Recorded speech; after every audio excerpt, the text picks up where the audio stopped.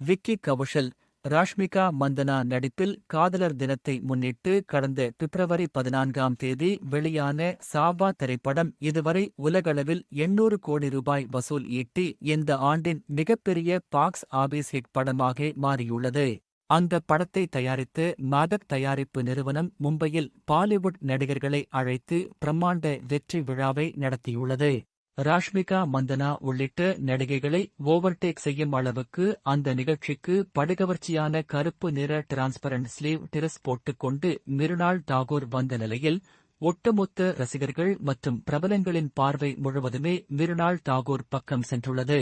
Sleeveless கருப்பு நிற உடையில் நெஞ்சு பகுதிக்கு கீழே வயிற்றுப் பகுதி முழுவதும் டிரான்ஸ்பரண்டாக தெரியும்படி பிரத்யேகமாக வடிவமைக்கப்பட்ட கவுனை அணிந்து கொண்டு ராயல் பியூட்டியாக அந்த வெற்றி விழாவுக்கு மிருணாள் தாகூர் வந்துள்ளார். மாதக் தயாரிப்பில் அடுத்து உருவாகி வரும் படத்தில் மிருணாள் தாகூர் நடித்து வருவது குறிப்பிடத்தக்கது.